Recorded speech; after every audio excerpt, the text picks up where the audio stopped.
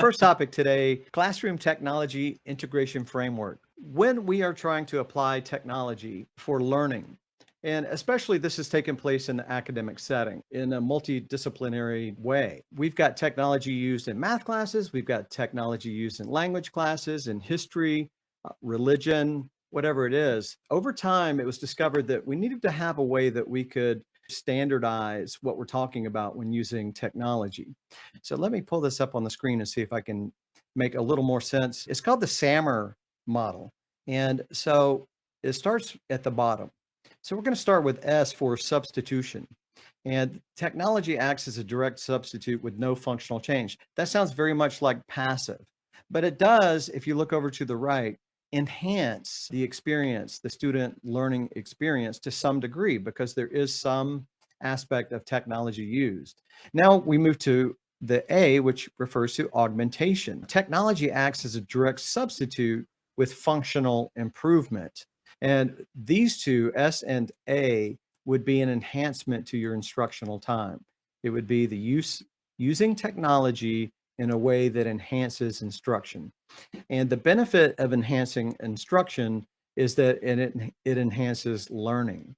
So students are more apt to pay attention and to be engaged with what you're saying if you're using technology, and it actually will lead to better retention and better learning of the material. All right, let's move on to the third one, which is M, modification. So technology allows for significant task redesign. In a situation like this, you might ask them to create something. A redefinition technology allows for the creation of new tasks previously inconceivable. This might be a project that you create toward the end of a lesson. Maybe you want them to think about what they have learned and recreate this in a new way that can be shared with others. That type of redefinition is the highest level on Bloom's taxonomy. It's the highest level you're seeing here. It's the highest level on the taxonomy of student digital learning that we saw 2 weeks ago and that we just reviewed. So students who are able to recall information and reproduce it in a new way have really used the most of their critical thinking abilities and their skills, the retention of the content to reproduce something. So that's a quick overview of the SAMR model. Deacon Matt, what thoughts do you have about this? I just really appreciate how you've kind of walked us through these different approaches. And we're going to see in just a second this correlation between the taxonomy and the SAMR, and we'll see how kind of things stack up. And that redefinition, as you said, is that kind of highest level. It does engage those critical thinking skills. We're going to show a specific example in the next segment, but think about like anytime there's any kind of knowledge transfer, and that's another phrase to describe this redefinition.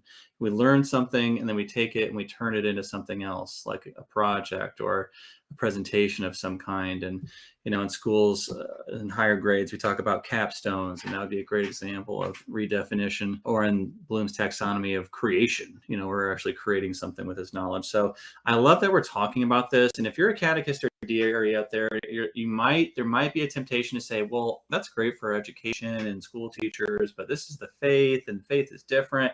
And granted, faith is different, but there is still a learning aspect to our faith. And that learning aspect, whether it's in school and applied to algebra or in parish RE and applied to, understanding a little bit more about the Trinity, there are still aspects that we can all understand about how people learn and really support the learning of a young person by paying attention to these taxonomies and how to use digital technology appropriately. I'm going to share the chart that Deacon Matt just mentioned. Let's take a look at a correlation between the taxonomy that we showed a couple of weeks ago and the SAMR method that we showed just a few minutes ago. So we've got the passive, looking under taxonomy, passive, supportive, augmented, interactive, and immersive. That's the student digital learning experience. And the SAMR says passive is not an option. It's really saying that that's not a good use of technology. We don't want to use technology that's passive. We want it to be effective and to do something. So their lowest level is enhancement, which they refer to as substitution. But that actually aligns very closely to supportive on the taxonomy. And then when you move down a level under the SAMR augmentation, they call that augmented on the taxonomy. So you can see how these are paralleling And those, again, lead to enhancement. And then we move to the transformation. Modification aligns with interactive, and redefinition aligns with immersive, both leading to transformation of the learning experience. We're not talking about transformation of the heart necessarily, but as Deacon Matt said, this is faith formation, and this could lead to spiritual Right. transformation.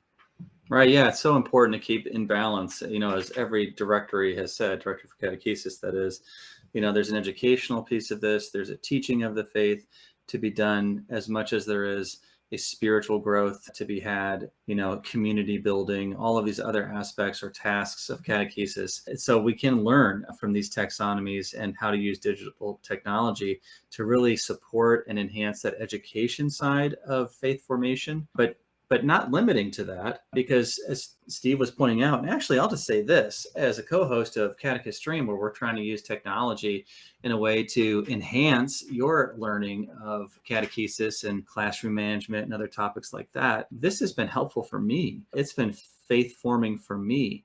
And we've been able to reach lots of new people because we're streaming and we're delivering the good news in a different way. So let's not limit what can happen too with the use of technology and confine it just to education. Let's open that box and say, hey, this can also form our faith. Yeah, good point. And speaking of forming the faith, there's an important element into catechesis that we want to remember, that we always want to leave room for someone very special. That's your cue, Deacon Matt. For the Holy Spirit? Oh, yeah. Yeah. Yeah, we definitely want to facilitate better opportunities for the Holy Spirit. I finally figured out what Steve's trying to push me towards here. I was thinking of Catholic school dances when you leave room for the Holy Spirit. Yeah, that's what I thought of, actually. And in our German household, we leave room for the whole host of heaven. We are not touchy-feely. But that aside, so the one thing that we want to make clear also on this particular show is that even though we're giving you strategies and approaches with technology, that faith formation, or just in a bigger umbrella term, evangelization, is God's initiative. So this is done by God's grace. It's done by God's will. God takes the lead, or Jesus takes the wheel, as Faith Hill said. And we cooperate with that grace. Jesus is driving here. We're just trying to create the best scenery as possible as we drive down the road.